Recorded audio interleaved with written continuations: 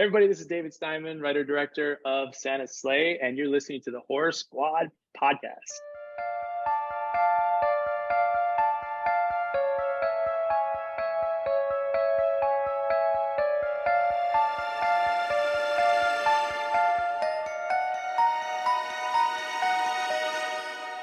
Ho, ho, ho! Welcome to the Horror Squad podcast, everyone. This is episode number 361, where tonight we will be reviewing What is happening?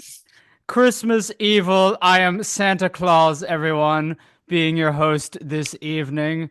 I'm here with Steve and Todd. Joe couldn't make it to the show tonight, but I will spread the Christmas cheer to all of you.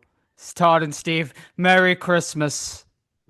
Merry Christmas, Santy. Happy holidays, Santy. You're looking really fit. And I see Well, you dyed your beard and your hair. No longer yeah, stark white. yes, Mrs. Claus, she was complaining a little bit, but I have to go. The little boys and girls need their presents and toys before Christmas. I hope you are all very good boys and girls this Christmas, and if you weren't, Santa Art will take care of you all, I know. But Merry Christmas, everyone, and I will go get Joe for you now. Thank you. All the kids were good except that little fucker Garcia. Oh He my God. hated that kid, Yeah, I dude. can't wait to talk. He hated him. Yeah, I would like to hang out with Garcia because he had a good stash, dude. yeah. Let's go. Oh man, whoa. What happened? Oh, hey, Joe. Oh, Joe, Hey. you're Santa back. was here. I just heard some sleigh bells on my roof. I don't know what that was, but I don't know. I got knocked out. There was a candy cane in my mouth, and I just came to. So, That wasn't a candy cane, dude. oh, well, well. Anyway, everyone, welcome back to the Horror Squad podcast. This is episode number 361, where tonight we will be talking about Christmas Evil. And once again, Merry Christmas, everyone. We hope you and your family enjoyed Christmas or any holiday you celebrate during this time of the year. Steve and Todd, gentlemen, how are you doing? What's been up? Anything new? Um, I no, missed last week, so nothing. You missed last week. What did we talk about? Oh, Maniac. Maniac. Love Maniac. Joe Spinell, amazing. As far as since last week, nothing really going on. Holidays are in it's fourth quarter now. You We caught got up? You got oh your shopping done? yeah, I think so for the most part. I wrapped it a lot yesterday, Nice. so we'll see. What's the big presents for the kids? Anything great?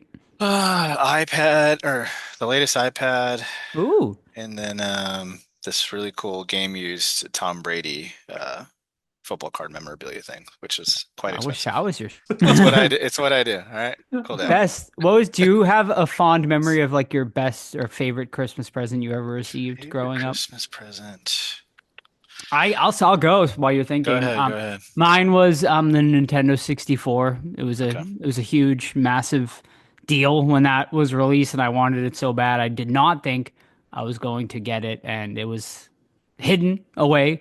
So it was like the last presidency, sort of a Red Ryder BB gun type situation, and yeah, it was. I'll never forget it. I cried, literally cried, tears of joy that day. Yeah, along the same Well, lines for me. I'm a little older. It was a shut Super up, cat. Nintendo. Nice. Yeah. So because It was like an my Atari 3600. yeah, no, we had that, but that was a little bit before my time. Yeah, Super Nintendo because like my parents didn't have a lot of money at that time, and usually I got like an action figure or a game or something, and they tried their best for sure, but I didn't expect a Super Nintendo, I guess. And when I unwrapped it, holy shit, I was so excited, and I remember playing Super Mario World that night, and it was fucking awesome, and just like I was blown away by the graphics, and I'll never forget that night. It was an amazing Christmas. Cutting edge. Well, it's like there's really a plumber. Yeah, right. I'm gonna stick with the same theme here. PlayStation 1 though. PlayStation 1 wrapping that, getting I think it was Madden 98, something like that.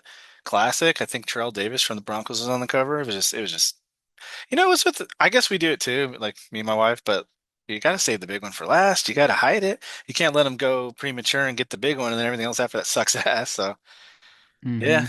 All right. Actually, speaking of getting the big one Oh early, shit. I Oh, was Ooh. yeah, I was going to work. It was like 5:30 in the morning, and I walk out. It's fucking cold, and I look at it. I see there's something on my doorstep that's been sitting there all night, and it's a fucking PS5 just sitting there Oh on my wow. doorstep.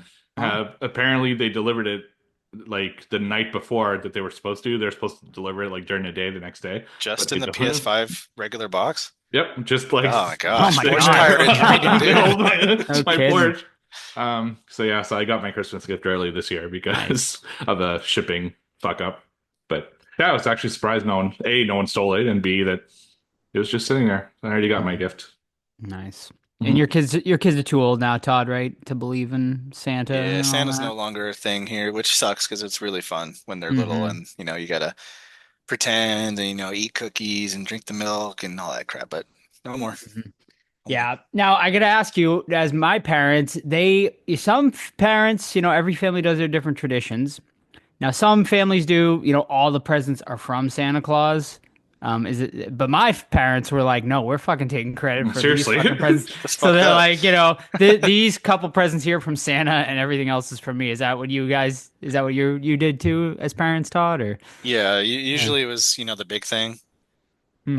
was from Santa Claus unwrapped, just sitting there, and then the rest of us was the lowly parents. But it's funny. It's nice getting the credit now. Like, yeah, fucking Santa Claus wasn't getting you that fucking iPad for free. Right. His elves made it in the shop. Yeah, Yeah. okay. All right, good to hear that. Glad the parents are taking credit out there because fucking they're the real heroes, obviously, of this holiday season. I mean, Santa obviously he does what he can, but he's a busy man, and yeah. Also, you VR people out there is a game in VR where you can be Santa Claus on his sleigh and you're throwing presents down chimneys. It's pretty fun. It's a fun little experience this time of the year. God, I can't remember what it's called, but I think it's part of the Plank game. So if you have that Plank game downloaded and bought, it's That like one game's of awesome. the Which is Plank Experience. yeah, it's one of the alternative games you can play on that. It's like the Santa experience as well. So it's fun with the kiddies this time of the year for sure. Alrighty, well that's enough Christmas talk. I think everyone. As far as any updates, my script is finished for the final episode, like completely now. I did a sort of a redraft on it, made a couple of different little changes, and yeah, I mean we're pretty much almost fully. I got one more person to cast, but table read is going to be end of January and then filming in April. So we that is sort of my update on that. What about you guys? Any sort of updates for the listeners for your movies? Same updates last time. Shot Hmm. 40% of it. I haven't had time to edit it yet because we've been in the middle of moving. I'm sitting on a bed right now instead of at a table, so it's great for the lower back for all the older people out there. Steve, any trailer news? I don't have time right now to do the Ah, trailer, dang it. but during the holidays, I'm going to bang out that trailer to have it out very early next year. It'll be a teaser trailer because obviously we don't have that much footage yet, but I'm excited to show you guys kind of a little taste of what's coming down the pipe. And then right after I'm done the trailer, like the second I hit, send on trailer, I'm going to start working on my movie. So. I mean, working, like the script is done, all that shit. I'm talking about work, like actually filming and all that stuff. So I'm excited. Excellent. And don't forget, everyone, we do have the Indiegogo. We decided to sort of just keep it open. We had, obviously our mad rush, but if anyone would like to, if missed out on the initial rush of our Indiegogo, if you'd like to donate, which a few people have post, the end of our campaign, and we really appreciate all of you who have done that. I know we've gotten already some associate producers, Todd, correct, and a couple other little things coming in. Yeah, associate producer's been a popular one lately. A couple people have picked up that. I apologize, I didn't make notes on who it was, but I sent you everyone an email, so thank you for that. And IMDb special credits. You can still get anything you want, honestly. So hop on there, and each dollar goes towards. Right now, it's towards perks. So it's exciting. Excellent. Alrighty. All right. Thank you, gentlemen. And don't forget, everyone, you can head over to our Indiegogo. It's linked over on our Instagram as well as anywhere else. Or you can send us an email or a DM on our Horror Squad socials, and we'll send you a link to get over to that Indiegogo link to donate to the final episode, which should be coming out in a year and a half. We'll see, somewhere around there. But no, Spooky season 2025, all perhaps. right. Maybe. That is the goal, but we'll see. Obviously movies and movie making and whatnot, delays do happen, but we hope to have it out to you guys by late next year. Alrighty. I think now, Steve, it is time to spill a little tea. Yes, let's spill that tea. Oh, you want the tea? I'm sorry. We don't serve tea. Nope. Instead, you get a cup of Joe. And now here's Joe with the news. Alrighty, thank you so much, Chuck. And here it is, ladies and gentlemen, your cup of Joe for this episode. All right, so let's start it off with some Golden Globe news. Horror well represented this year in the Golden Globes. That is huge, obviously, for the genre. The biggest one, obviously, being The Substance, took home 5 nominations. Will they win any? We shall see. They got some tough competition, but the fact that The Substance has been nominated for 5 Golden Globes and probably will get nominated for some Academy Awards as well, which is insane to think about. It's just awesome when you think about a movie like that and just how fucking off the rails and batshit crazy it got at the end. And yeah, I mean, it has been put into the musical or comedy category, which we can discuss that as well. I also want to mention Heretic has also been nominated in the musical or comedy category. And if anyone has seen that, there's not one fucking ounce of comedy in that movie. That is one I can understand The Substance like slightly because it gets so crazy, but The Heretic I don't understand at all. I mean, also we had Get Out, but even Get Out I can understand a little bit too because it did have some comedic moments, but it's so bizarre to me. But anyway, The Substance. So I'll go through the nominations really quick for The Substance. It did get nominated for Best Motion Picture, which is amazing, along with Wicked and Challengers and Anora. So I mean, heavy hitters in that category. Also, huge props to Coralie. Steve, you can pronounce her name probably. Coralie Farge, getting a Best Director nod, which is amazing. I mean, we gave her such big props when we watched Revenge on this podcast just a couple years ago. And now, yeah, she is going to be she's a Best Director nominee and possibly for the Oscars as well. We shall see when the Oscar noms come out. Also, Demi Moore getting a Best Actress nomination as well. And Margaret Qualley getting a Best Supporting Actress. Also, it is nominated for Best Screenplay. So massive stuff for The Substance there. Also, shout out to Heretic. Hugh Grant got a Best Actor nomination as well. As far as other horror representation, Alien Romulus. Can you believe it, ladies and gentlemen? Alien Romulus and Beetlejuice both getting Golden Globe nominations as well for a new category that they just started called Box Office Achievement. So basically, if you made a shitload of money in the box office, they kind of give you a nod for that. So, I mean, that's awesome. So some horror representation this year. And if you want to check out the Golden Globes and see if any of these horror films get nominated, win, January 5th, 2025 will be the Golden Globes, and we'll see. I mean, I think The Substance will for sure get an Oscar nod. We'll see about, Heretic, Hugh Grant, quite possibly. I mean, I doubt we'll see anything from Beetlejuice or Alien Romulus. One movie I was surprised I didn't see anything for was Nosferatu, because I heard it was going to be getting a lot of Oscar buzz and whatnot. I did not go through all the nods, all the noms, so I'm not sure if it did get like a costuming or makeup stuff, but we shall see. But so excited for Nosferatu, which we are reviewing next week. So we'll see. Well, then we'll keep you updated once those Oscar noms come out. But best of luck, obviously, to all the horror nominees at the Golden Globes this year. Alrighty, next bit of news we have here is it has been rumored. Well, it is now official. Jennifer Love Hewitt has officially joined the cast for I Know As You Did Last Summer, the sequel that will be coming out, the Legacy sequel. Freddie Prinze Jr., of course, has also signed on to reprise the role and is now officially in production. Filming has started on this, and July 18th of 2025 will be the release date for this film. Plot details have not been revealed as of yet, but I'm assuming Ben Willis is coming back some way, somehow, the Mad Fisherman, and we'll see what happens. I can't imagine, Freddie Prinze and Jennifer Love Hewitt will have like a massive role in this. I feel like it's going to be sort of like Nev, right, in Scream 5, sort of passing the baton. Maybe. That'd be cool. Maybe. I mean, we know how this is going to go, right? Like, I already know how this movie's gonna start, right? It's gonna be like like someone's gonna die at the very opening of the movie, like all the kids are gonna panic, and then like Jennifer Love Hewitt's gonna show up and give a huge info dump of who the fisherman is, and like they have to stop him. That's pretty much gonna be the plot, I think, of this movie. But we'll see. So yeah, July of next year. I mean, I'm sure it's something we'll definitely end up covering on the podcast. So stay tuned for that. Alrighty, let's get into some exciting horror trailers here, folks. Two very big horror trailers released recently, and let's start off with the newest one, and that is Return of the Living Dead is coming back, ladies and gentlemen, from the dead.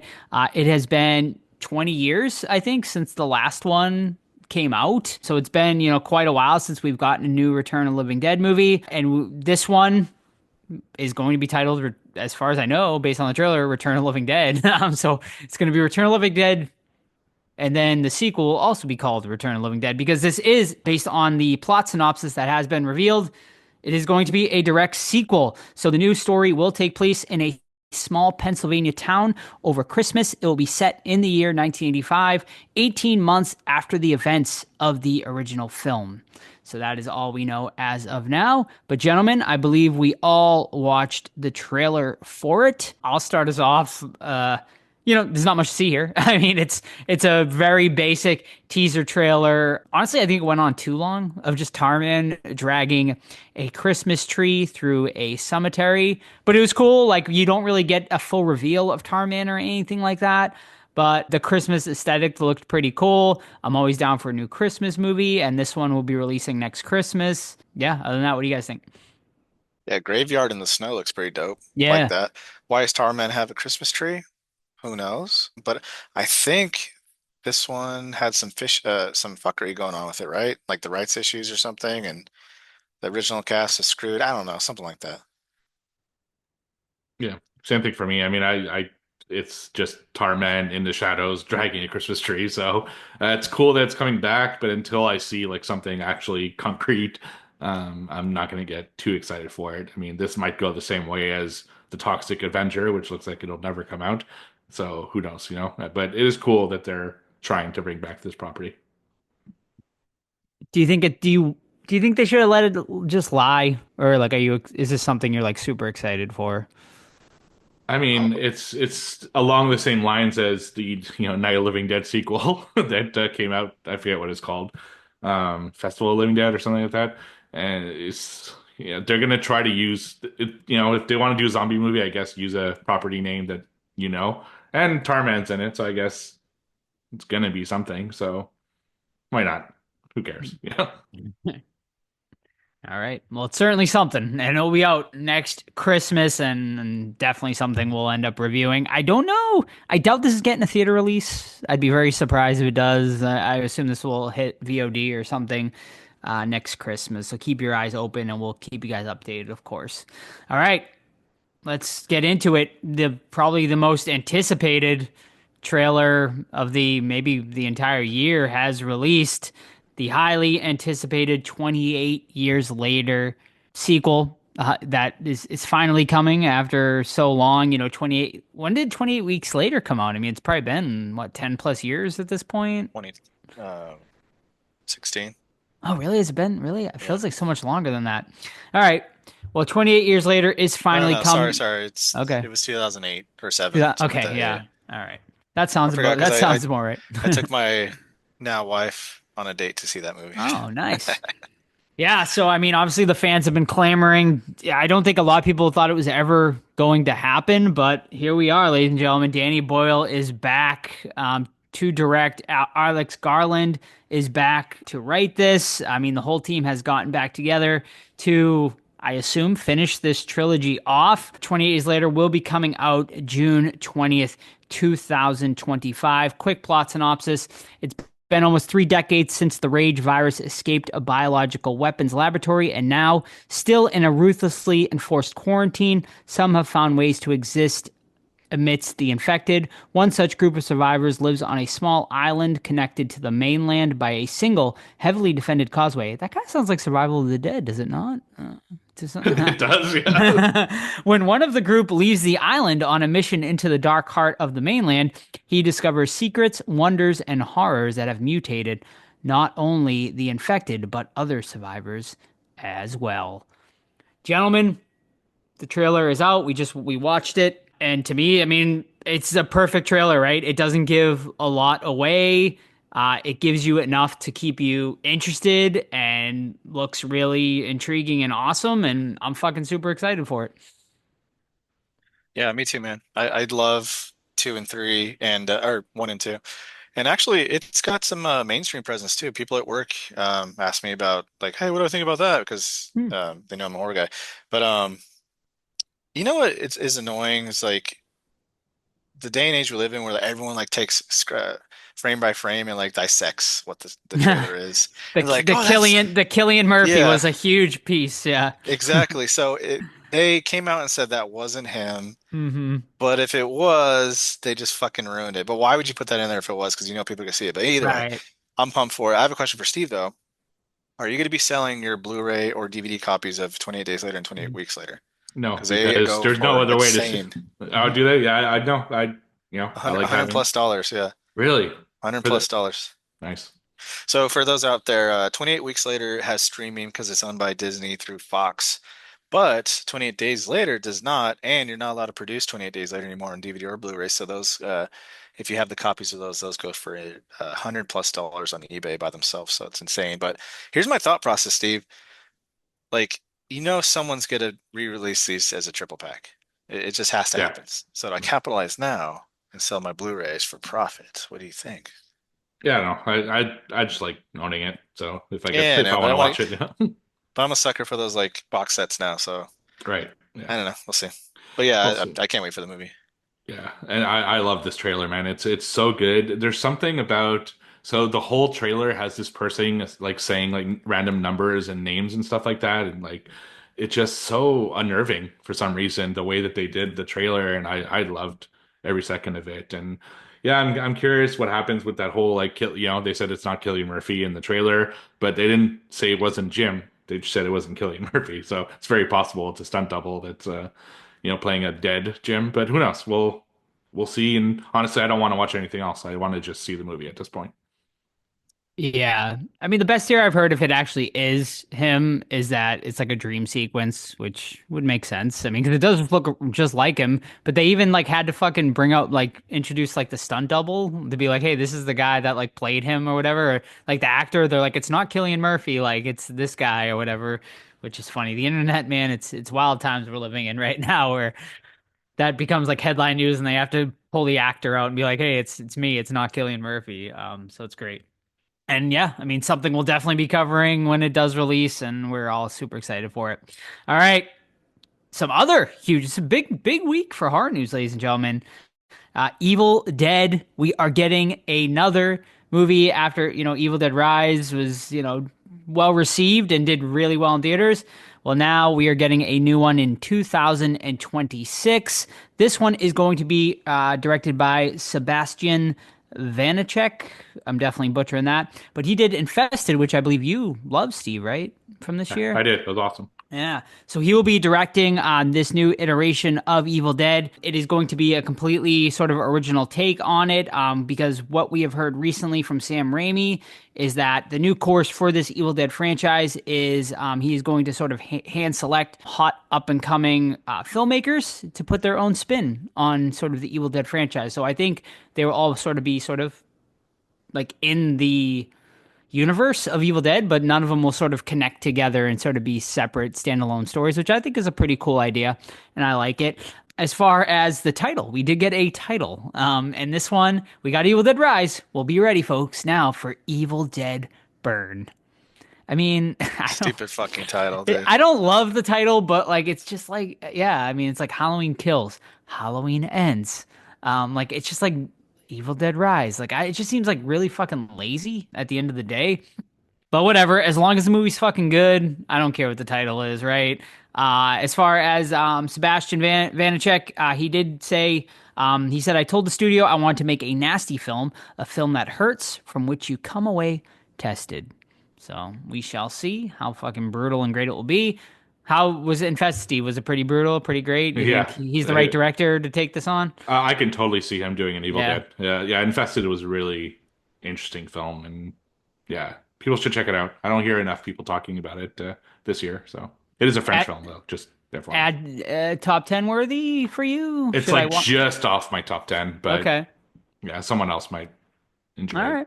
It's might be because I think I'm pretty spent on 2024, but that's maybe one I'll throw in last minute. All right, so let's just a couple more stories to get through here. Do you have $20,000 just laying around that you'd like to blow on something? Well, I have some news for you, especially if you are a fan of Nosferatu, because NBC Studios, and you can literally buy this in the NBC store online, and Focus Features have released a exact replica of the Nosferatu sarcophagus bed from the new movie. It is, yeah, $20,000. The sarcophagus weighs 250 pounds. It, measures 97 inches long by 36 inches wide. It's in a obviously made to order, completely limited run.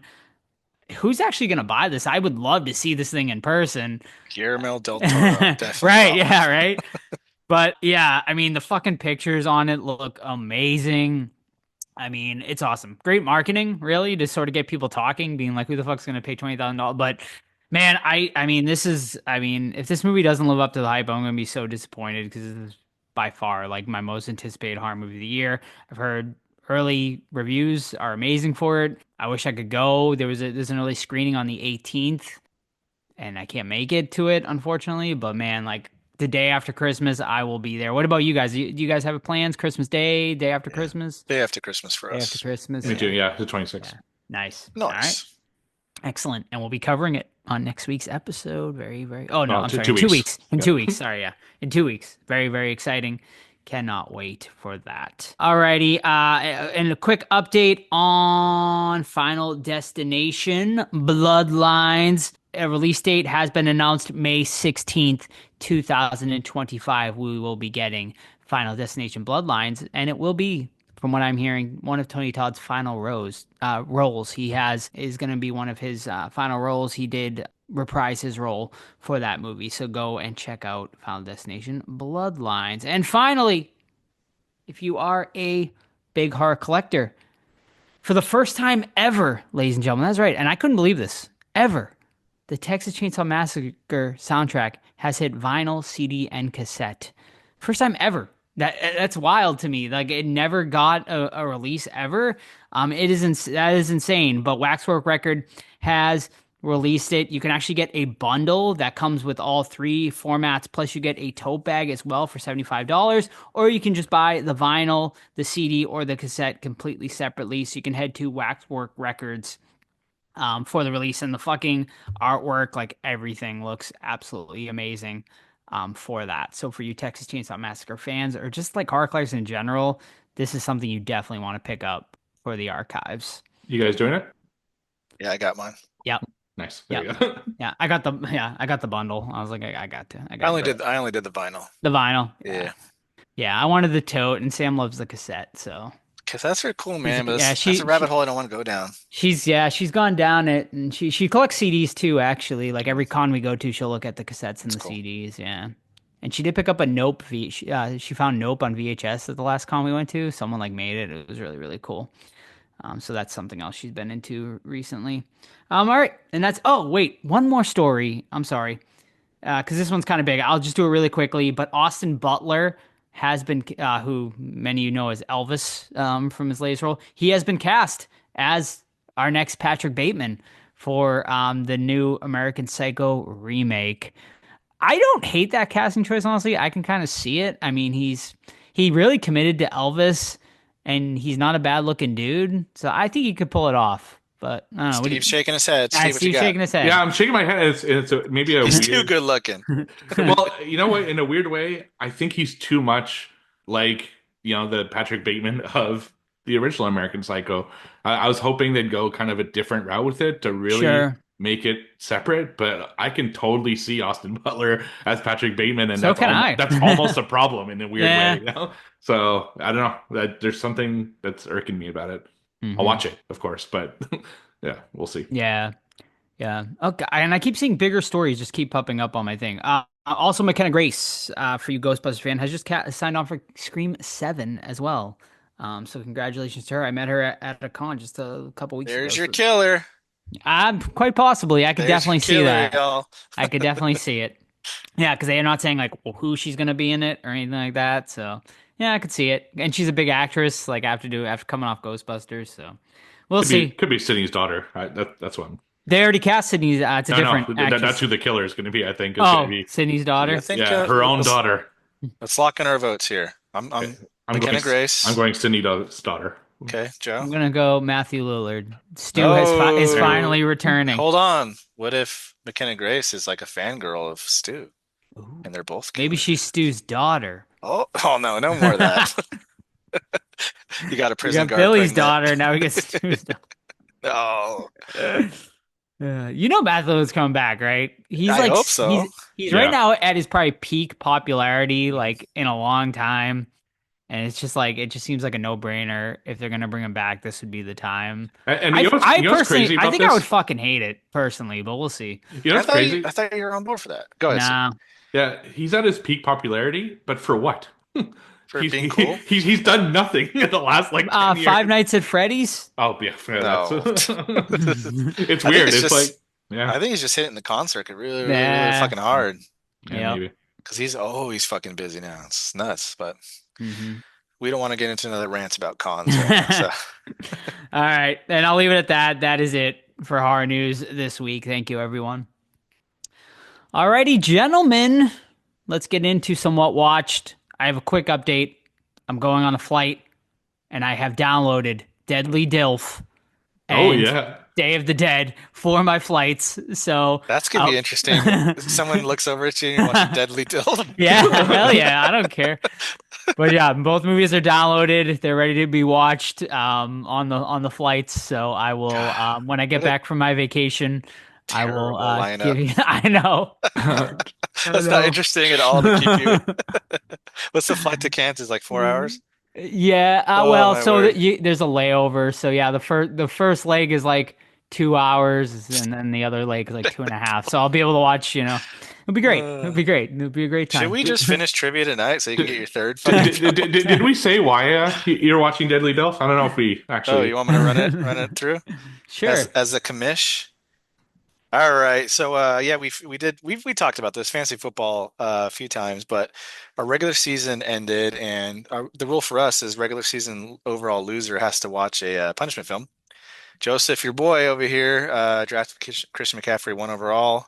Whoever drafted him lost this season, and he's watching Deadly Dilf. So yeah, I won the pool, which I got to pick. So yeah, and the playoffs are in full swing. I'll go through the layout right here. But your number one seed, the Springwood Slashers by Steve, doesn't even watch American football. Somehow got first place. Springwood Nightmares, but sure. sorry, whatever.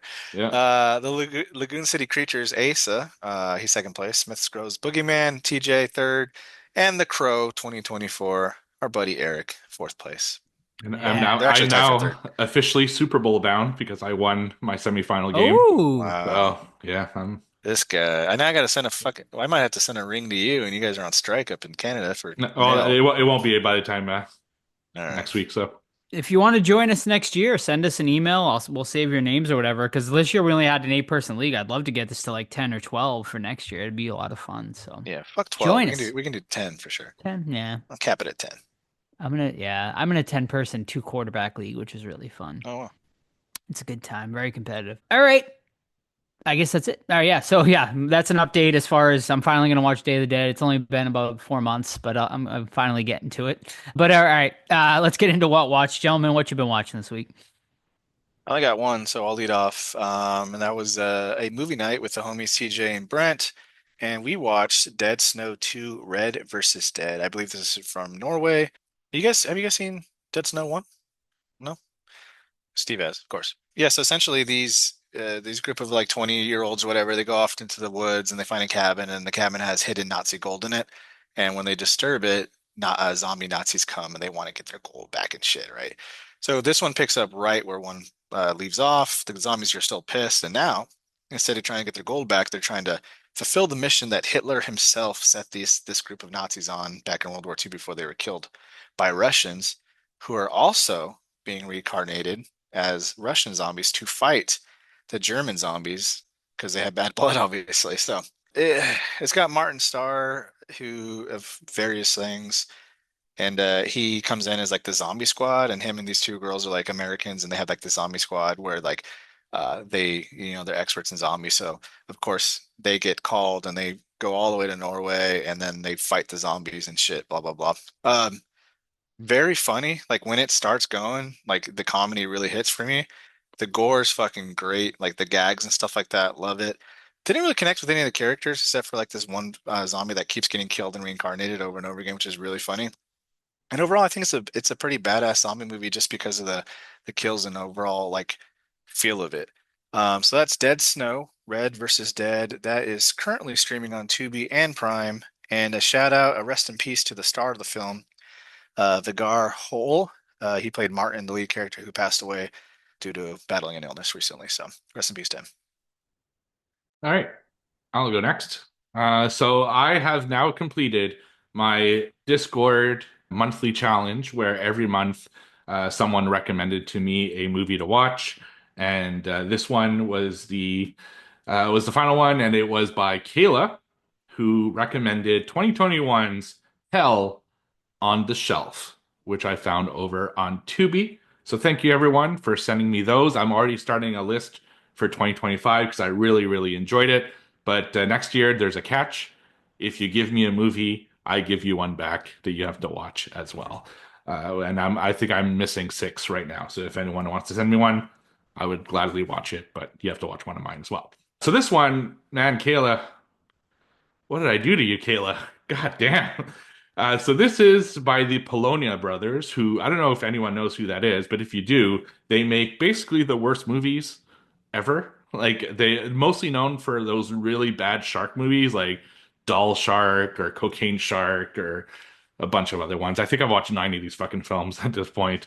So Hell on the Shelf is a story of these ghost hunters who go to a house and they investigate. Like there's a boy that was killed by his little brother a long time ago. He's pushed down the stairs and they're investigating the house to contact the boy. And they realize that the boy spirit is in one of those elf on the shelf things that people like so much. And that's basically the gist of the story. There's not much story to it. This was basically filmed in one weekend, I'm pretty sure. It is bad on every conceivable level. The acting's terrible, the dialogue's terrible, the editing is poor. There's barely any Christmas spirit other than that stupid elf that's there from time to time, but it doesn't do anything. So it's just, oh my God, this movie is bad, bad, bad, bad. The only like twinge of interest that I had was that it was a ghost hunt, but even that they sucked at. So don't watch this. It's fucking awful. I gave it a half star only because half star is the minimum I can give it. Just not good. So don't. It's Hell on the Shelf 2021 over on Tubi. Sounds lovely. But yes.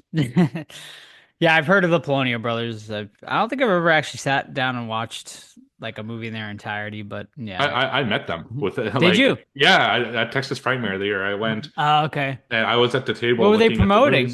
movies. They had one of those like tables full of like Oh, okay. DVDs. Honestly, so I was at the table looking at the movies, and I almost said out like, "Oh man, these are shit fucking movies," but I didn't say anything because obviously I'm in public and stuff. And I looked right at them, and then I looked at the movies, and I didn't make the connection. And it's not until I was like carrying you around for. There's one night where you're dressed as the Creeper. Yeah. And I was kind of like walking with you because you were getting autograph stuff, and I was handling your poster to make sure it didn't get damaged and stuff.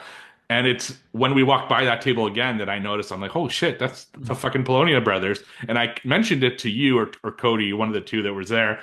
And he's like, oh, you should stop. I'm like, nah. So, yeah. Poster looks Nice. badass though. Always. That's their whole really fucking cool. gimmick is the goddamn posters. So.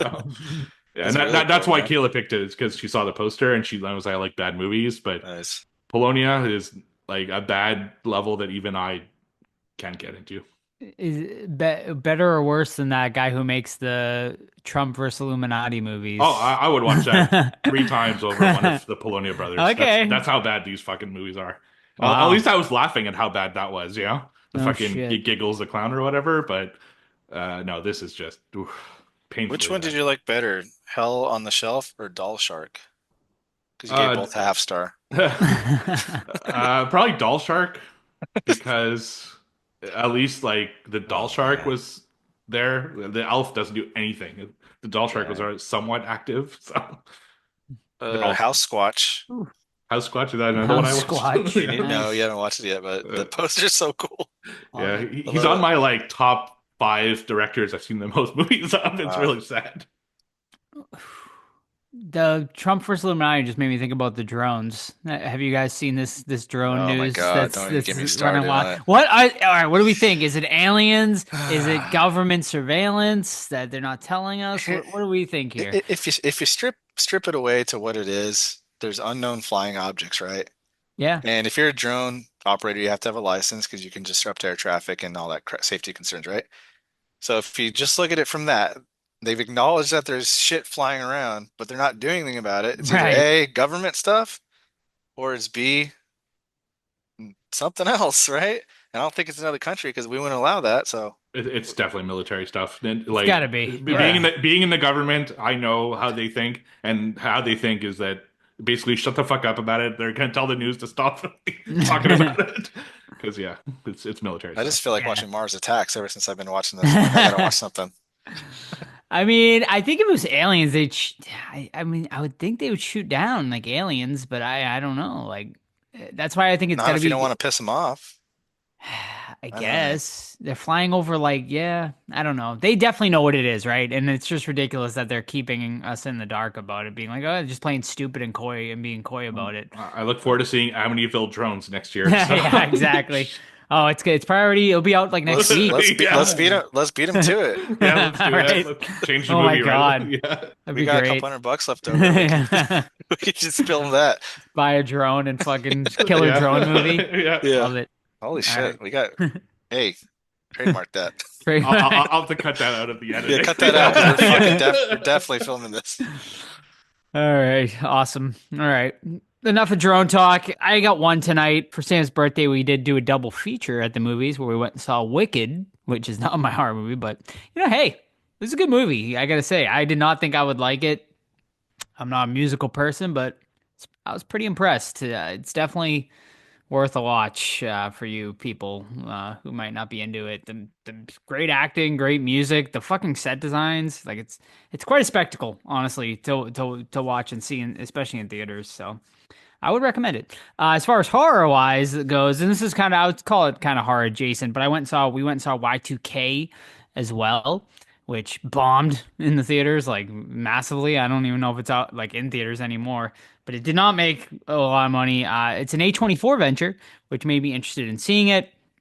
Directed by Kyle Mooney, who you might know from Saturday Night Live fame. This one stars Jada Martell, who you might know from It. He played, of course, Bill, and also he was in The Lodge.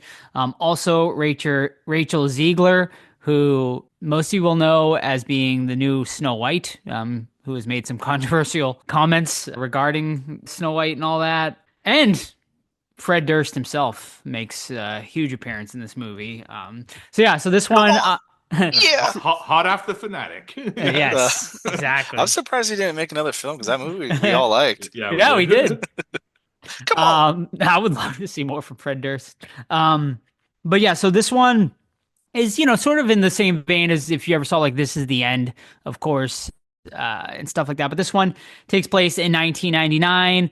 A bunch of sort of high school kids are, celebrating and partying on New Year's Eve, getting ready to ring in, of course, the millennium when, shit goes bad, basically. Y2K is real, and all of the fucking robots and electronics fucking have come to life, basically, and are wreaking havoc on this group of friends, and they just are trying to survive the night. Overall, it's a really fun movie for the most part. There's just like, especially if you were like grew up in this era or were like a young age in this era, the references are like all over the fucking like there's fucking from start to finish. There's just reference after reference after reference of just that time, that era that we grew up in. I mean, the movie even opens with like him, signing into AOL and doing fucking AIM chat and stuff like that, and it's just like nostalgia overload for sure. So I loved that aspect of the movie.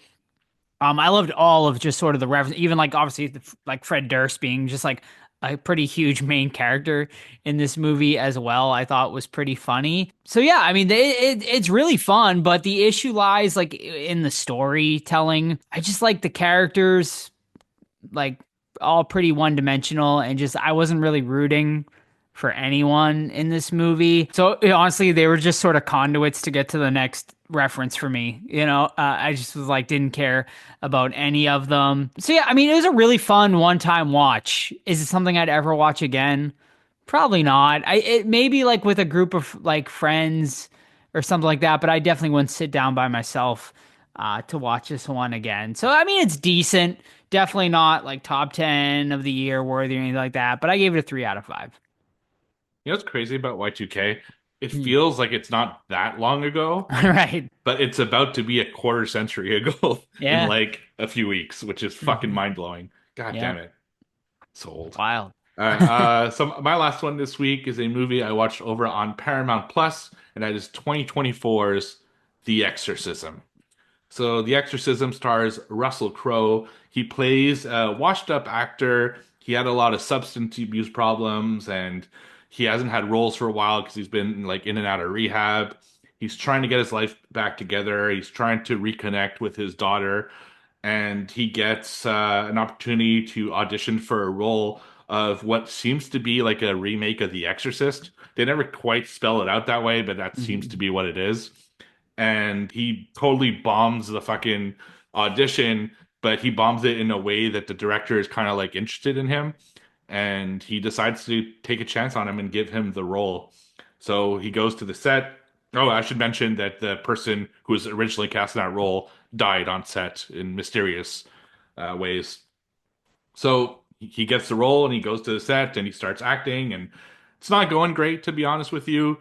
And he starts getting like more and more into his head. Weird things start happening to him, and everyone thinks it's because of his substance abuse problem, but they start to figure out that maybe it's more than that. It could be because he's being possessed by the devil. The whole movie kind of, well, most of the movie takes place on a set, which is really cool. It's like a house basically in a warehouse. It's a really awesome setting for that. And there's a lot of elements that they bring into it that are really interesting. Like they talk about him possibly having bad history with the church because he was abused by priests. They have a whole like thing where they got this priest on set who might have exorcism experience, but we're not too sure. The problem is they bring up a lot of these elements in the film and then rush through them and don't give him like a satisfying ending. They're like Sam Worthington, who is probably mostly known for Avatar. He's like a priest he plays a priest in the movie as well, and he's there at the beginning, and then you kind of forget he's in the movie. Then he comes in at the end just to do something like really quick, and then he's out again. I don't know. There's a lot of issues with this.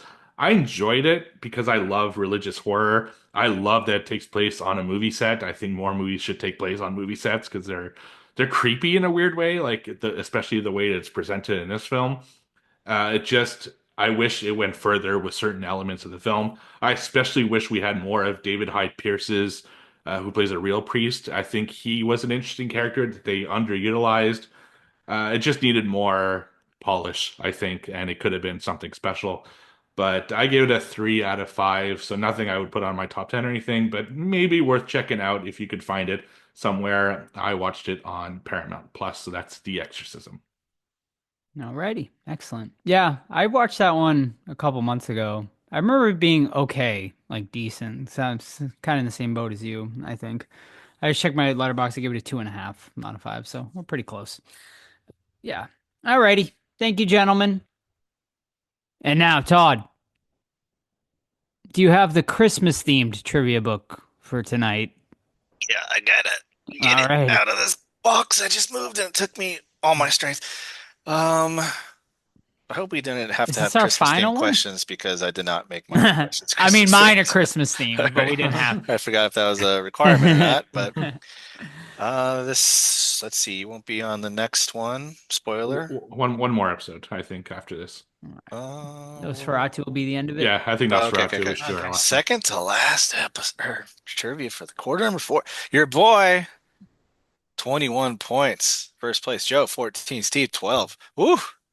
Let's keep it. Let's let it ride. Let's keep it going. It's a massacre this month. Yeah, it feeding is. me. This quarter. Keep feeding me. Let's go. My goodness. Uh-huh. All right, I'll start us off. All right. Christmas themed horror Yeah. trivia this week, so your options are limited as Seen far as a guesses. but- couple. Seen a couple. Okay. Question number 1. Silent Night, Deadly Night 2 related. Yes. Mhm. Perhaps you've Know seen it. Know it. All right. Seen it. I'll give closest. Whoever gets closest on this one.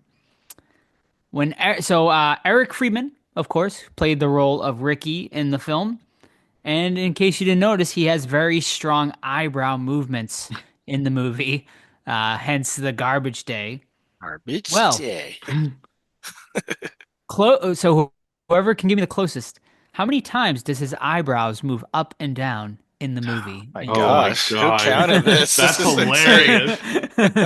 I love this trivia question. Up and down. Holy crap. Closest to, let's go 60. Okay. That's funny though. I'm going to go 75. 75. Okay. Steve gets it for being closest. No. The But actual my number. real guess would have been 200, but I didn't want to go Okay. too far. But 75 is where I'm going to go. So yeah, actually the correct number is 130 Wow. times. Wow. Someone watched it just focusing on Yeah. the eyebrows. Too. Yeah. That's nuts. That's funny. Was that on like IMDb or where'd you find that? I just Googled like Christmas horror trivia and just like, yeah, it That's popped cool. up. Love it. Favorite question of the year.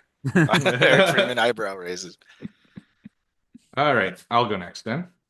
Sure. Okay. So this will be a regular question. Also Christmas themed for me this week. So Oh. that'll help you guys out. Okay. What is the name of Ginger Dead Man's son? Injured. Christmas classic, Ginger Dead Man. Yes. Gary Christmas Busey. classic. Oh, Gary's in that. He is. Is he like the Ginger- lead character, or is he like a baker? He's the or something? voice. Uh, Is it only in the Dead Man, first right? one, I think. Yeah. Not after. The son of the ginger. What's the ginger dead man's name? Is it just gingerbread dead man or whatever? Ginger Dead Man is his name. Ginger dead. Ginger Wow. dead bread. No. Ginger. No, I mean is that Ginger his name? Deader Man? No. Charles? I was gonna say it's Nailed it. probably something random. Hey, you guys don't know? Yeah, Yeah. I know.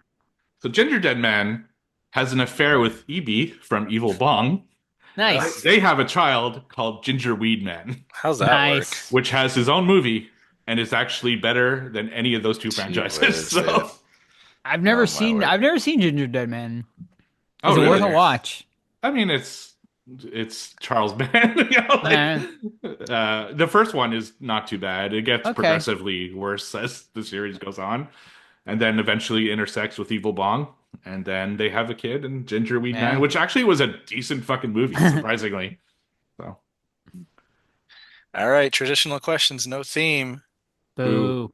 But, well, actually, Christmas was in this film. No. What does Patrick Bateman, or who does Patrick Bateman often get confused for in American Psycho? Everyone always calls him this name. What is the name? oh shit. Marcus. You're right, Marcus Halberstrom. Nice. Yeah, nice job. Thank you. Thank you kindly. I love that movie. I mean, obviously we had a great conversation about it, but I always remember he's like, "I am not the Grinch." I don't know why it just sticks with me. We just Actually, went to- Joe, I don't know if you know this, but Maniac also a Christmas movie. We found Oh. out as we were All watching right. it. Interesting. All right. Very Classic. nice. Totally happened like without us like realizing. Nice. All right. Austin Butler. Will he live up? We'll see. Nah. All right. 3 letterboxed reviews. Mm. Can you guess the movie? I'll try. All right. Number 1. If they make a sequel, what will they call it? Okay. Number 2. There's a, actually, you know what? There's a scene where the psychopath dances to an Elvis song in its entirety. So I give this a 10 out of 10 on principle. Okay. Tell them the Elvis song. Oh, I want to guess. And number 3. I don't have a clue, so. I would have spent Christmas with them. P3. P2. P2. No, I said P2. No, what am I doing? Dang it. Fucking Justice for Tom. No, the original Justice. Maybe that's what they would call the sequel, though, Todd. P3. There you go. Damn it. Ooh, Fuck. what a steal. Yeah. Holy I shit. took that opportunity. No. All right. Damn. Which is a great underrated gem Christmas Oh, yeah. movie. It is, yeah. We covered it, I Yeah. believe. Yeah, like 3 years ago or so. Yeah. All right. Guess the movie by the supporting cast. Oh. Randy Crenshaw, Don't know. Greg Proops, No idea. Paul Rubens, Oh, Glenn Shadix, No idea. William Hickey. This rings a bell. Can't Yeah, place it. he's in Christmas Vacation. Christmas Vacation. Catherine O'Hara. Nightmare Before Christmas. Correct. Nice job. I was going to say Oh, the Ken, voice Ken of Lock, Page. Stock, and Barrel. Huh? Yeah. Yeah. Nice. Well, William Hickey's Dr. Finkelstein. Mhm. Then, Sandy? yeah, Paul Rubens is Locke. So yeah. Yes. He's great. This is his time to shine, right? Christmas Vacation and Nightmare Before Christmas. Yeah. Seriously, Yeah. William Hickey. Yeah. All right. In what film can you find the character Harry Wentworth? Harry Wentworth, a protagonist Hmm. in a film we covered. I Hmm. think. Yeah, we did. Okay. Harry Wentworth. Sounds familiar. It's not Christmas Evil, is it? It's not Christmas Evil. I don't know Yeah. what Harry's last name in this is. Yeah, I don't. It's not Harry Wentworth. No. All right. We covered this film within 6 months, maybe a little bit longer, 6 or 7. Really? Yeah. Hmm. Harry Wentworth. I have no freaking idea. And all three of us highly enjoyed it. Oh.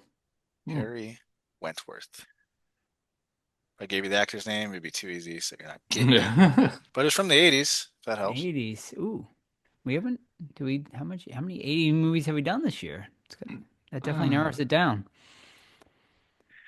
I'm gonna go Wentworth? Fright Night. Nope, incorrect. I go maybe I don't remember. Shocker. Incorrect. Did we cover Shocker? No, we did. Oh, we did Wes Craven, right? we did Well, Wes Craven, Craven yeah. retrospective, yeah.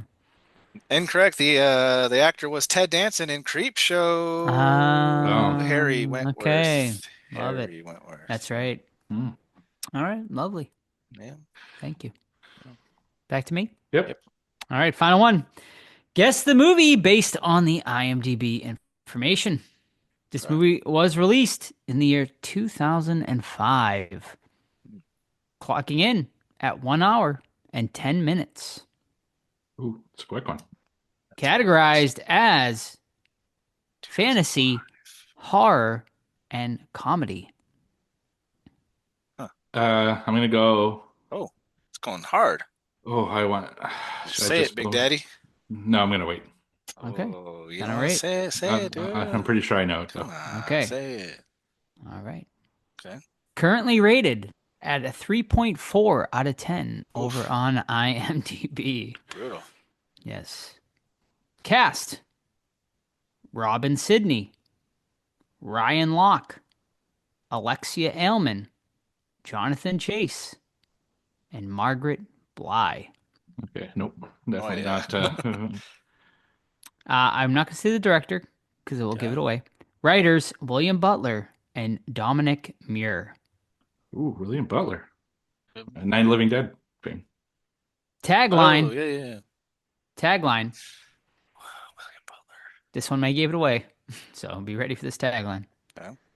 Evil never tasted so good. Ginger Dead Man. It is the Ginger's Fuck. Ed. Yeah. No. Charles Oh, Band, director, was the only. was Gary Busey hold up. the? Gary Busey was the main actor Right. that I left Yeah, out. okay. Yeah. Yeah. It is.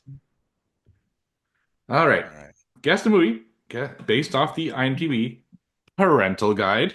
Oh, Do you guys like this one? I do this one every week. yeah, I like it. Yeah. I don't mind it. Are people getting bored of this one? I use it maybe too much. All right. Ask the listeners. Sex. Yeah. So let me know, listeners. Do you like this, or should I move on I, next year? I, I do the same 3 every Yeah. single week, so if they're sick of it too, I think they're good though. Yeah. I have fun Sex, with them. sex and nudity. Mm-hmm. A woman has her vagina eaten by her coworker. Pretty graphic, It and happens. looks borderline unsimulated at one point. Hey, you know what? Sometimes it happens, Is guys. this the Wes Craven porn? I know that fireworks woman. That Unstimulated is not almost. borderline unsimulated. Trust me. Technical term, cunnilingus. Yeah. Violence and gore. A woman has her neck snapped.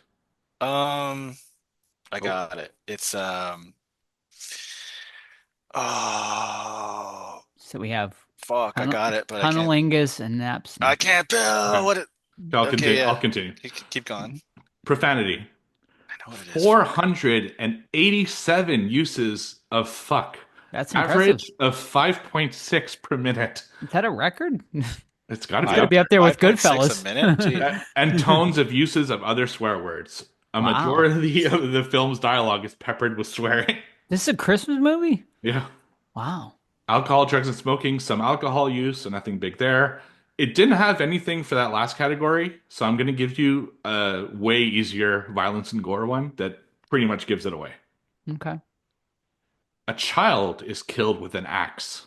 We see the axe hit his shoulder, spraying blood. The child's body is later used as a shield and thrown in the air. This sounds so fucking familiar, but I just can't. So I got the poster in my mind, man. Yeah, so Motherfucking I hinted, poster, I'm man. sure Todd knows this. We covered it on the podcast. Yes, we did, and I fucking hated the main character. Christmas Bloody Evil. Christmas Bloody Christmas. Yes. Oh yeah, that movie Yeah. sucked. Fuck that movie. Ugh. That yeah. stupid fucking. I was so looking forward to that one too. It did look like he was eating her out for real though. It did. Yeah, I It remember did. that. Yeah, that one was annoying. That was the robot Santa, right? Yeah. Yeah, Yeah. that's right. Yeah. Lame. Ready for the third and final question. Yes. Yes. This film features a couple on vacation who stumble upon a group of rich vacationers that perform heinous crimes for fun. Oh, it's Speak The No Getaway. Say again? Speak No Evil. Incorrect. The Getaway. Incorrect. Ooh, That is the plot of Speak No Evil. It is. that is pretty true. Sorry, can you It's reread not it? on the- Hold on, the cat wants a scratch. Okay. Oh, Yes. The film features a couple on vacation who stumble upon a group of rich vacationers that perform heinous crimes for fun. Hints wise, I don't know if we covered it, but we definitely discussed it multiple times on this show within the last Infinity Pool? year. Yes, you got it. No. Did we Go cover on that now. one? Yes. I don't know if we did a full review on it. I mean, we talked about it a bunch, but I don't think we actually maybe not. did a. Yeah, it was all in all our top tens, but I don't think we actually did a full episode dedicated to it. All right. All right, I shit the bed tonight. That's what I get for being fucking cocky. 3, Shit the bed. Steve. 3, Joe. 1, myself, which brings us to myself in the lead of 22 to Joe's 17 to Steve's 15, which brings us It would to take a miracle to come back on this, though. true. One more game remaining. Do we want to plug the numbers in and see where we're at? Yeah, Here's as what's- well. all Just to make it more dramatic next week, because I think we're really close, you and I. Okay, so the numbers right now: Stephen Lee 53, myself 48, Joe 42. Let's plug in. Let's plug in mine 22. Let's plug in Steve's 15 and Joe's 17, which brings us to myself in the lead with 70 points to Steve's 68 to Joe's 59. Joe, I'm out. mathematically eliminated. I'm out. A third. you- Actually, you're gonna get 2 you more guys don't- punishment films. Oh, quarter boy. The quarter and the year. Well, at least I'll be caught up now, so I can. Hey, look, just look at it this way.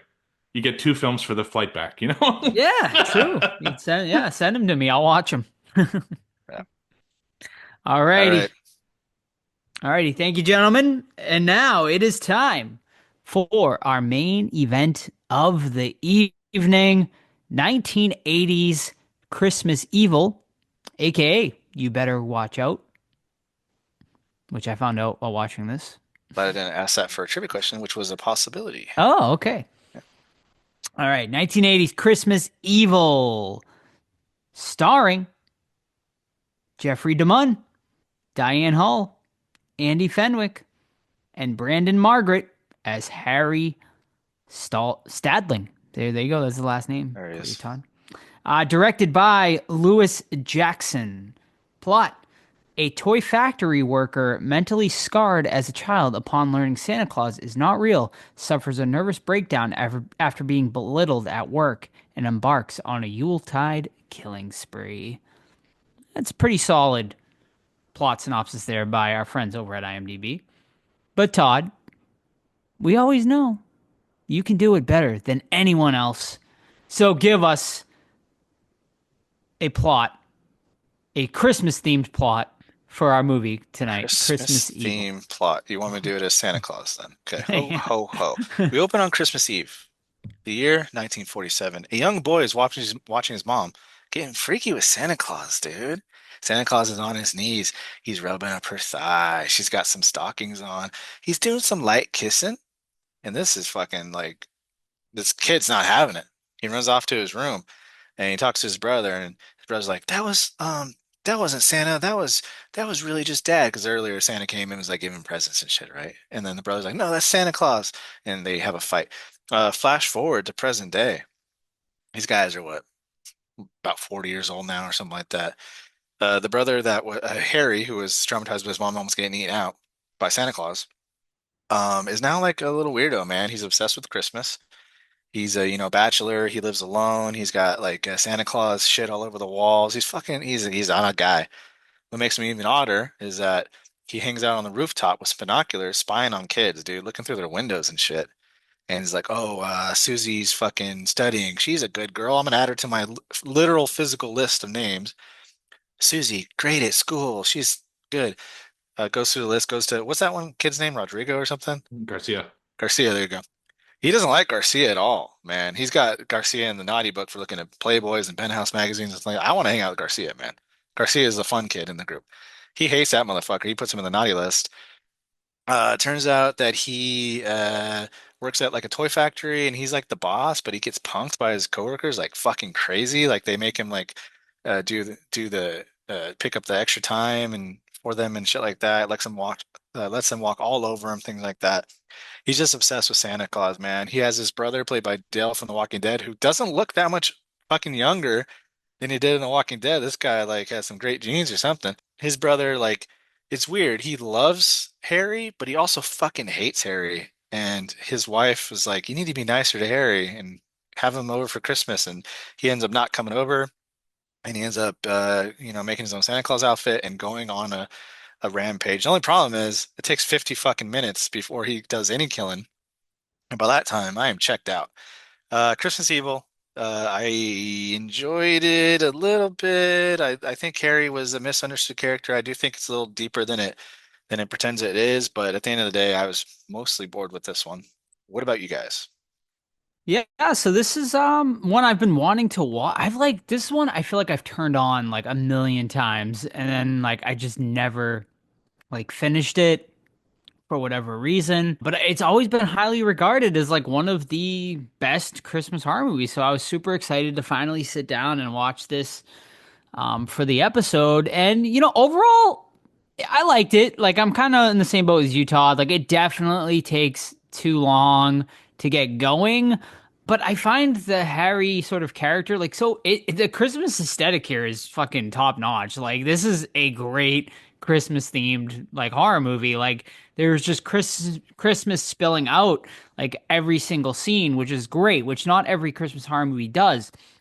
So I do appreciate that. I really like the Harry character. I find him super sort of interesting in general.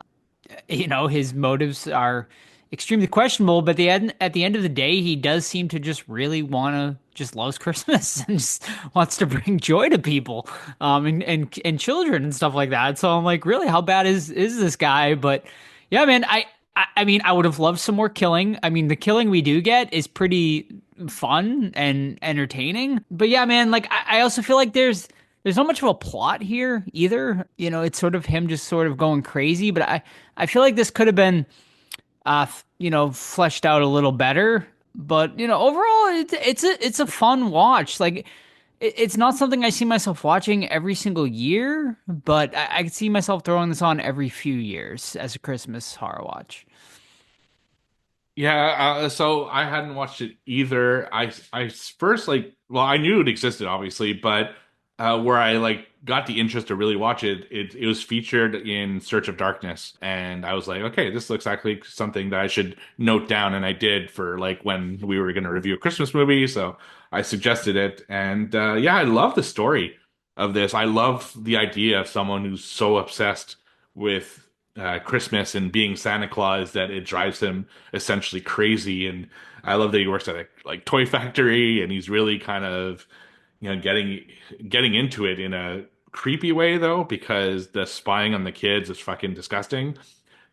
The way, and I'm sure you guys noticed this too, the way that he like uses his binoculars, he's almost like on a weird angle. Like he's leaning forward in a really weird way and just being so creepy about it. It's really off-putting. And the fact that not only is he staring at these kids like through their fucking bedroom windows, but he also has pictures of the kids and he says like really creepy stuff to the pictures. Now, I don't think he means it in a gross way, but it doesn't matter because he's doing it in a gross way, you know? So that was off-putting, but made sense because I don't think you're supposed to like this guy. Like, I don't think that's the intention. So doing things like that make me not like this guy. Poor Garcia, man. That kid just gets a fucking bad rap. He just wanted to see some titties, you know? Like, that's all he wanted. He gets slapped fucking hard by his mom, like, because he's worried about someone possibly being in the bushes, which Harry is. You guys are gonna have to explain to me why he puts his imprint of his face and hands I don't on know. on the window. Like, it really Never doesn't came come. back. Nope. Anyway, so that's a whole thing. It just gets kind of really weird at one point. He's just going around as Santa Claus. He dances for a while, like way too long. He goes to a he steals stuff from the toy factory and brings it to an orphanage where just like they just welcome him at the orphanage. There's just one old ass security guard who kind of suspicious. He goes inside, you never see him again. He's like doesn't question anything. It's a weird movie, man, and it's got some interesting movie mistakes, including one at the end that actually made me laugh out loud, which I'm sure you guys also noticed because it's so goddamn like sloppy. Can we say it? Because I Yeah. am thinking the exact same thing because I laughed too. Is it when he's like falling down the hill and the Yep. snow just like it's like It's a ju- blanket? it's just and it white like- blankets. yeah. Yeah. So fucking It's so bad. blatantly obvious. Yeah. Yeah, which yeah, I mean anyone who lives in a snow place knows that is not at all how it works. But yeah, I enjoyed it. It's not like a favorite of mine or anything like that, but like you said, Joe, at least it has the Christmas spirit and is one I could see myself popping in every like few years, not an annual thing, but it's good enough to kind of watch again, I think. Yeah, I mean, I think the problem here is like, it's like the director wanted to make a Christmas movie, right? But then he was like, well, I got to make it a horror movie too, so he just put like horror into it. But yeah, I mean, like the first 45, 50 minutes is literally just like it's like a drama more than a horror movie, right? Like it's just Harry sort of getting bullied by his coworkers about loving Christmas, like, but the dude just loves Christmas, you know? I mean, yeah, I don't know. We needed something. Like, I think he should have maybe if he was like a little more unhinged or something, because we really don't know like, why is he like crazy, right? Like, he's obviously like he loves Christmas, like, and does he love Christmas just because, like, I don't know. Like, there just wasn't enough there for me to understand like his motives of like why he snaps, I guess. Like, because he was getting bullied, like, I guess. Yes. I don't know.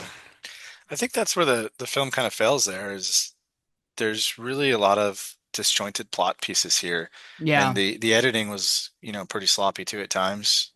I don't know, man. I can't forgive it. It's a slasher movie, and it takes 50 minutes to get a kill in there, dude. That's like one of the slasher sins, man. You Yeah. gotta have some kills. Is But the if we're first is the first kill the church massacre? Yeah. Is that his Yeah, first kill? which is Okay. cool. Which is a Like I cool like, scene. It's a Yeah. great scene. yeah, the like soldier, the toy soldier like sword or whatever through the eye. That's Yeah. fucking cool. But Hmm. if we're talking about the ending with like the clearly fake snow, I also liked how the townspeople like all had torches ready Right. Yep. already. Yeah. Yeah. I'm like, they So just random. pre-made torches. It's so random. They're like, yes, finally we get to Like, fucking like, chase this guy. like maybe in the 1930s, but in fucking like 1980, no one's like has a ready-made torch ready. And no, it was weird too because like they were clearly different sets because Harry arrives and it's like a regular neighborhood, but he's getting chased through like a cityscape. And then when he escapes, it's a regular neighborhood again. I'm like, what the fuck? So like, I don't know. It was just so sloppily put together, man. And even his brother plot never really went anywhere. And Yeah. like, Dale from Walking Dead plays his brother, like I said, and you would think like maybe he would want to kill his brother or something, or like murder him and take his place, or I don't know. Like there was a lot of motives that could have been explored here, and I think it would have been a better film. Whether you stick with him solely going after his coworkers and you kind of create like those coworker characters, because I had trouble like, okay, was that the guy that bullied him? Oh, or was it this guy? Because they all look the fucking same. So like, I don't know. There's just way too much thrown in there. Nothing really stuck for me. But yeah, that Dale part too at the end where he like punches his ass or something. And I don't know. Joe, I think you mentioned in the chat, Joe. He like slaps him or something. Oh yeah. Yeah. Yeah, man. Yeah, he chokes him out because, like, yeah, he finally finds out Harry. Yeah, I don't understand that whole like he chokes him out, right? And then he drags his body to the car. Like, why? Like, I don't even understand. Because, like, at that point, like, dude, you saved the day technically. Like, he's a fucking wanted murderer. Everyone knows it. So if you just call the cops and be like, he came and he attacked my family, like, the cops aren't gonna question you at that point. So why are you dragging him out? Putting him in the car so he can and apparently with keys in it so he can just fucking drive away. It's like that part made fucking absolute zero sense. Like, and you could find a way better plot device to get him back into that car to drive away if you have to. But like that whole scene was just outrageous. Talking about the car, like, what a gift wrap to the police. Oh, he's driving a white Right. van And with And no one the mentions sleigh. it though. right. No one With the sleigh mentions spray it. painted on it. No one, not one time is that mentioned. They're like, we're looking for a man in a Santa outfit, but not one time is it Driving a mentioned. white He's also van. in a van that has a fucking sleigh and presents on it. I loved her. Like, don't trust anyone dressed Don't- as Santa, during Yeah. Christmas. And Some of those Santa. Go ahead. they bring That's- all the fucking Santas. That to scene the was police great though. The station. Santas in the police station was a great scene. It was really Some fun. of those Santas look creepier than Harry did. though. Right. I'm like, what the hell we got going on here? What about Harry- Harry can make a great Santa outfit though. That Santa outfit looks great. Oh, it was Looked awesome. like a woman's It's- dress though. I dug it though. Like it just like yeah. I love the whole sort of look of him as the killer Santa. You know what I loved is those piece of shit toys they were making. Clearly pieces of shit. Right. Just like the worst possible thing. Like Oh my god, the worst. the worst. Jolly, what is it? Jolly Jolly, Toys? Jolly Or something. Yeah. Maybe future trivia. I love the poster in the background, like in his office, like this sort of. It's almost Santa has almost a sinister look. Yeah, he's on like his face creepy. on He's like a that. little Yeah. fucking pedophile. Yeah. You know what? Another missed opportunity too is like they had the executive scene, right, where they came in and Harry was like, "You need to donate." Long story short, Harry wanted to donate to toys because it was a good thing to do. Right. They wanted to do it because of profits, whatever. So you could have gone off to the executives. You could have done like so many different things with this, and Oh, you yeah. just went to a random church and killed a bunch of people out there. Is weird. Yeah, and he does like not only after his killing sprees, but he does these random fucking things too, where he breaks into homes just to give gifts. At one point, he thinks he can go down the chimney. That was Can't. funny. He should have died there in the chimney. That would have been so hilarious. funny. Yeah, if he got stuck in the chimney or something. Oh, maybe he did, because he does imagine himself Oh, no. flying away at the Yeah. end.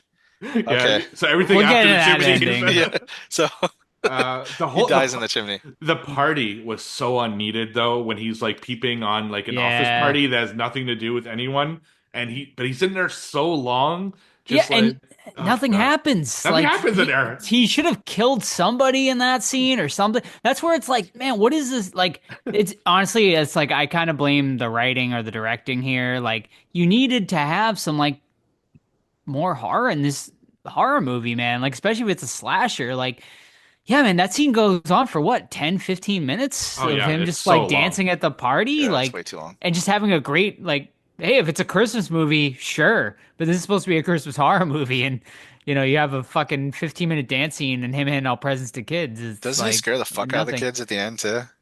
He does, He says some weird shit.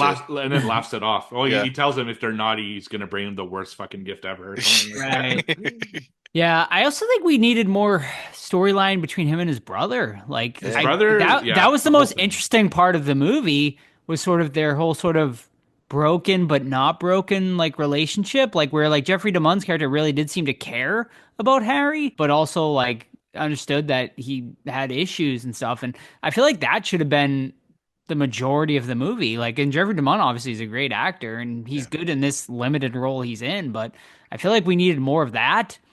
Yeah, and just more. And I agree, Todd. That makes sense. Like that, he would have went after the executives that are Yeah. that aren't wanting to Don't have the actually Christmas donate to spirit. the kids and shit like that. Yeah. And Yeah. instead he goes to the guy who makes him work an extra shift and kills him. And instead, Yeah, the thing with the brother is that, yeah, like you guys said, it's too underdeveloped. And I really think where they should have gone with it is like I think Todd was mentioning that he was jealous of his brother because his brother has the ideal family. Because you have Sure. a whole scene where he's like fucking watching them spying have on him, sex, right? oh, that's And right. Yeah. if I would have written this, I would have said that the brother's losing Christmas spirit and maybe his kids aren't into it as much. So he Yeah. tries to be Santa so his like niece and nephew can see that Santa's a real entity and then they have the Christmas spirit again. Like bring in the brother into the overall story more, but Yeah. that whole thing kind of disappears after he peeps on them having sex. You don't really hear about the brother much until like he calls them during the parade, which is another whole weird scene because if he thinks he's Santa, then he sees Santa. I don't know. It's like, Yeah, it's weird, dude. yeah, Yeah. I think we should buy the rights to this and remake it. For real, I think this has a great potential. Like for It does. for sure. It really does. Awesome poster yeah. too. Right. I mean, obviously, I think some of it may have been hindered by the budget. It's definitely like on the lower budget side. But although it says I looked it up. It said it was $850,000 to make. Shit, this we're movie. making ours on fucking I like feel 5,000 or like, something. right. But yeah, man, you're right, Steve, because even like when they are at the Thanksgiving, like when we were in Thanksgiving before we get to Christmas and they're watching the parade stuff, the brother even like yells at the kids, so we're almost like vilifying him in the beginning, but then it just never goes anywhere. And you're right, that would have made more sense for him to sort of, yeah. It's disappointing that it would have given motivation for him to do Right. stuff is to, be Santa to give people like the hope that Right. Santa does exist, right? So. Right. But I mean, I loved following Harry around, like overall, like he's just such like Well, he's unpredictable. he's unpredictable, he's interesting. Like, I mean, I think he's a great character. I just feel like they're hindered here, man, by the writing at the end of the day. Yeah. So Joker is essentially a remake of this. Like, if you really look at it, is a guy who thinks he's something and Sure. eventually, like, in his mind becomes that thing to the detriment of everyone else around him, So, yeah, I think it's, oh my God, it would be such an amazing remake if it were to be done. But Yeah. a movie's a lot. So maybe a book should be written. Todd, can you write a book called Killer Santa and just like, it was funny. Like I was watching it with my friends, and like this has a lot of parallels to my. it does. And Yeah. I've never watched this movie before today. I'm like, gosh, damn. Hmm. He wasn't the killer in my book. Jordan wasn't traumatized by his mom getting eaten out though. So I don't know. Oh, yeah. Okay, so let's go to when you start. What's the kid's name? Fucking Rodrigo. Oh, it's Garcia. Garcia. Garcia. Damn it. Garcia is getting stalked, right? This is the same kid. Yeah. He's looking in his window, and the poor guy gets slapped the fuck out of by his mom. But like, let's go back to it. Henry puts his head in mud and then smashes his face into the wall. But it never like, is that a Christmas thing that I've never heard of? Or No. why? I mean, No one even saw it. No one I ever saw think the fucking it's thing. I think it's supposed to like show his psychosis or like his sort of mental issues, maybe.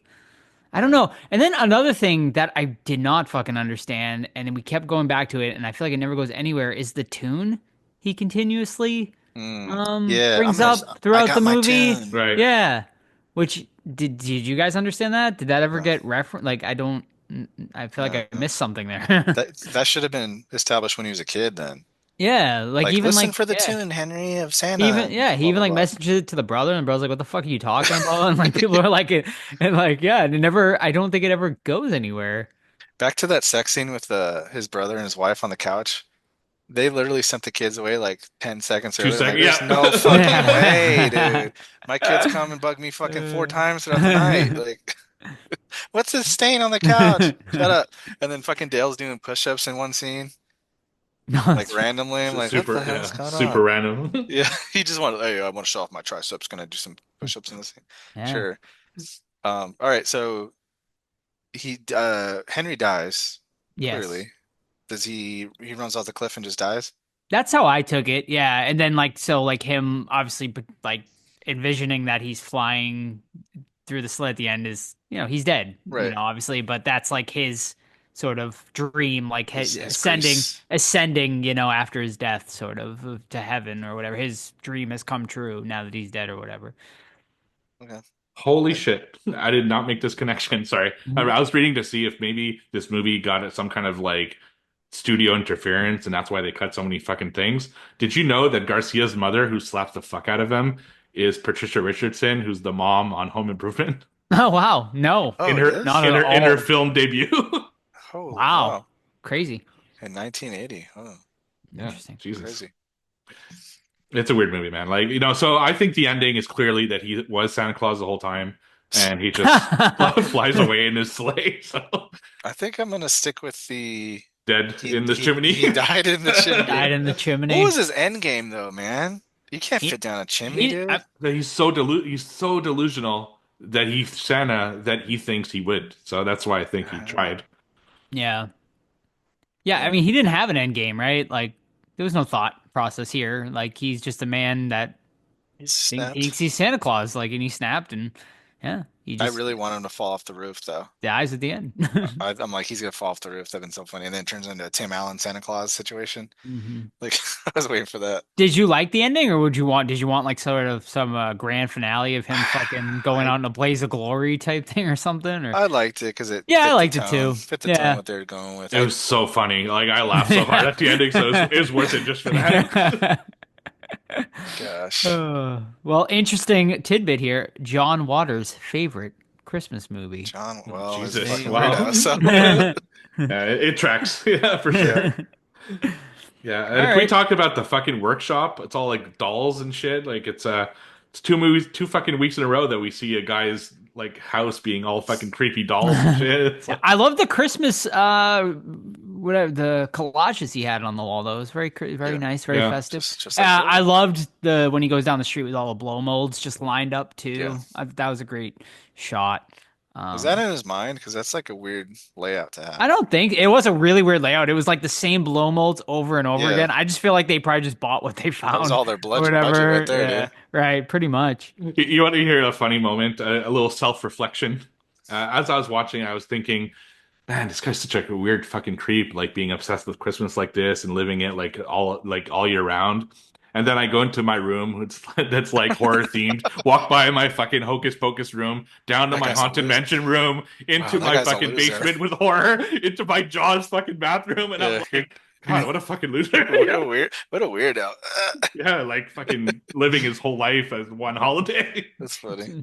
So here's this tracks actually pretty well. So the director Louis Jackson, he came up with the basic idea for the film after smoking marijuana one night during Nice. the 70s and seeing a vision of Santa Claus holding a knife. So that might explain why it's Vision of a Santa little Claus holding a disjointed. Dude, what trip is he having? Holy crap. Right. All the fake snow in the movie was cut up pieces of plastic bags blown around by a fan. Oh, nice. It's pretty amazing, like what you think of when you're high. Like it's Guess. I had a fucking meltdown one time because I thought my heart was trying to escape from my body and that's why it was beating. But then I remembered that my rib cage is like a prison, so he couldn't get out. So I was Fucking fine. psycho. Dude. Yeah. You know what happens to me? Yeah, I do know what happened to you. I just fucking laugh, dude. Yeah. Fucking geek. Nerd. Oh man, Christmas Evil, man. What a cool poster. I bring up posters again because I went to Letterbox and it still had that fucking Elf on the Shelf movie you just watched. So bad. God damn. But man, what a cool fucking poster this Christmas Evil one is, man. Santa Claus with an axe. Yeah, it is a cool poster. Man, But this was that this doesn't happen at all in the film. This was released by Troma. Oh, was They it? probably idea. bought the rights to it, I Interesting. bet. So yeah, so this is an interesting thing I was just reading. After Troma Entertainment released their DVD of the film, director Lewis Jackson stated that the release was done under false pretenses.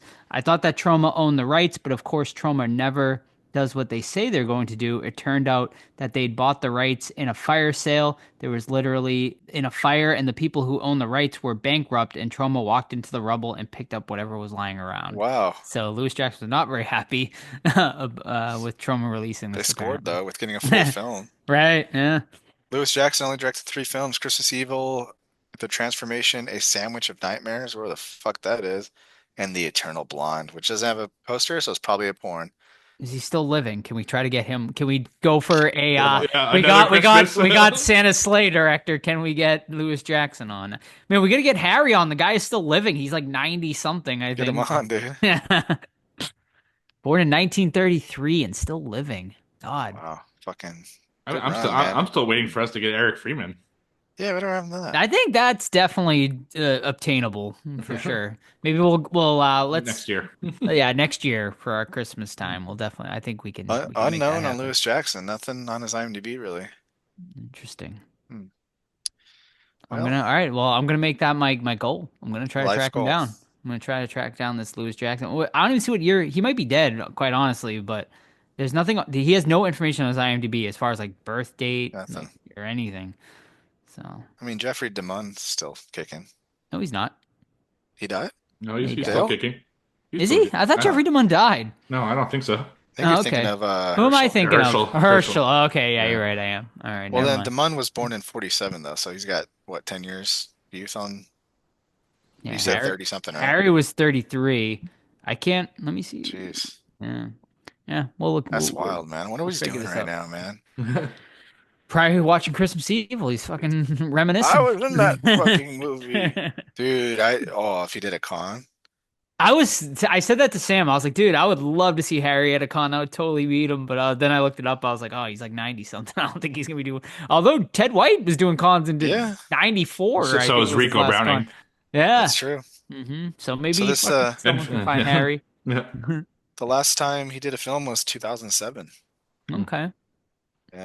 Spiritual Warriors, which I'm not sure what that is, Interesting. but it has a picture of a pyramid on it. So All right. Something So like there's that. a call to our listeners. If you can find us Harry or director Lewis Jackson, please point us in the right direction. We he would was, love to he talk. was in Boy Meets World, 2 Oh episodes. shit, huh? Wow. Nice. Harry? Oh, get this.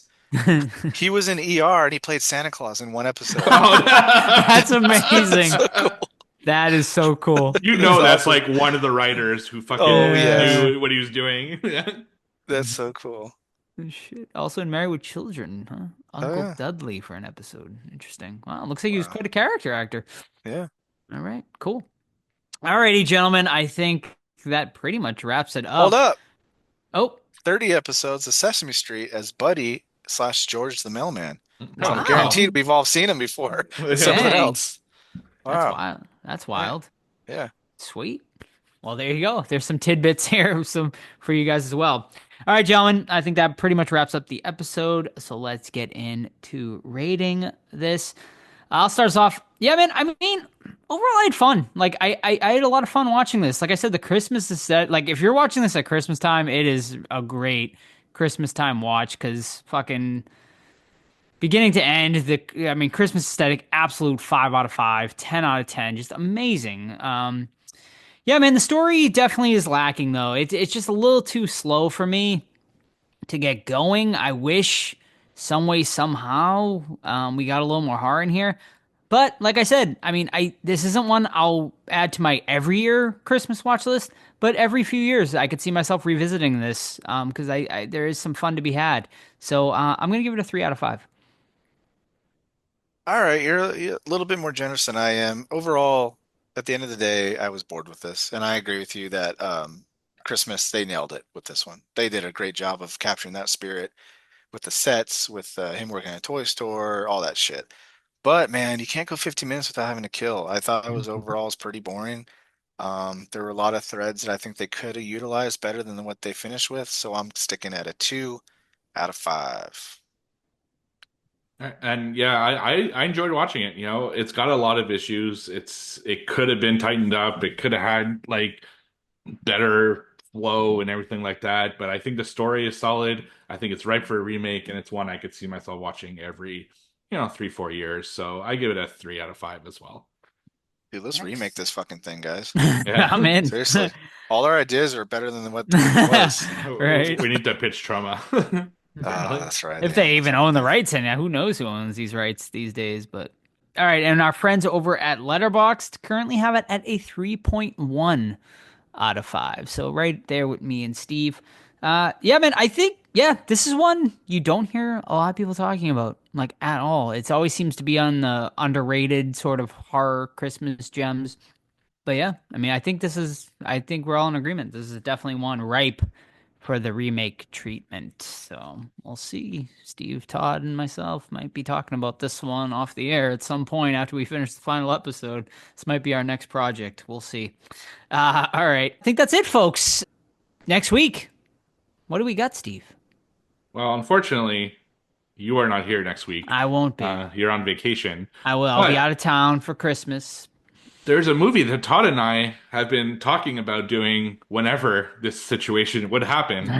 And that is the adaptation of Max Brooks's book, World War Z, starring Brad Pitt and a fucking bunch of other people.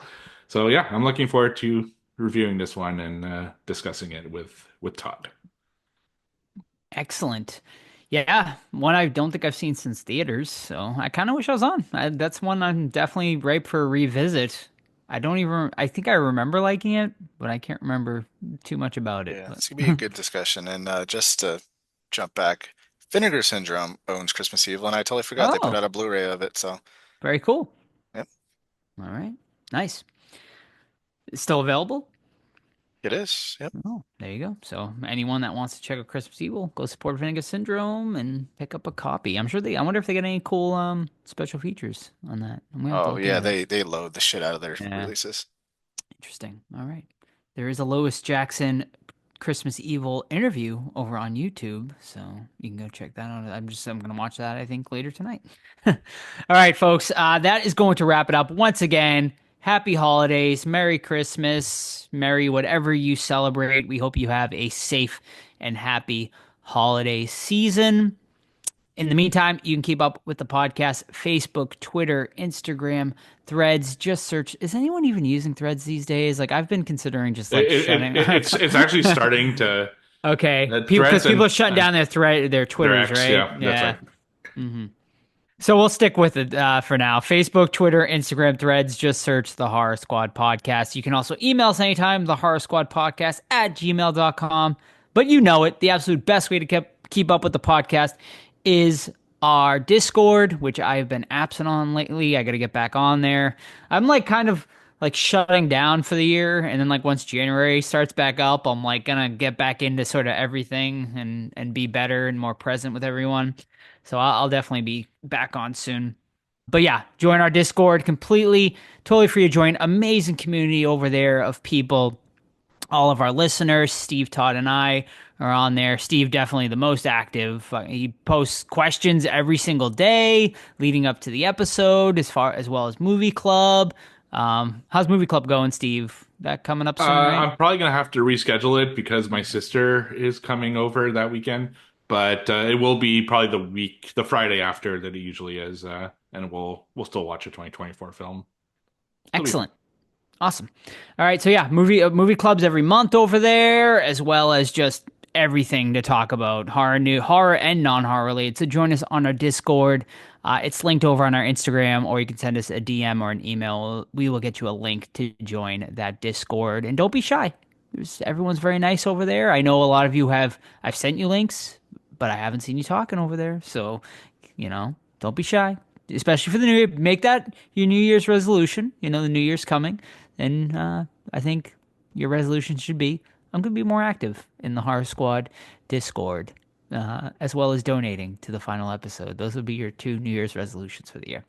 Also, don't forget, leave us a 5-star review on your favorite podcast app. We also got merch, tpublic.com, the Horror Squad podcast. This is all linked. The best way, everything is pretty much linked over on our Instagram, so that's the best way to go find it. And that's it, folks. So we hope you enjoyed our review of Christmas Evil. Once again, happy holidays, everyone, and we'll see you next week for World War Z. Bye. Bye. Bye.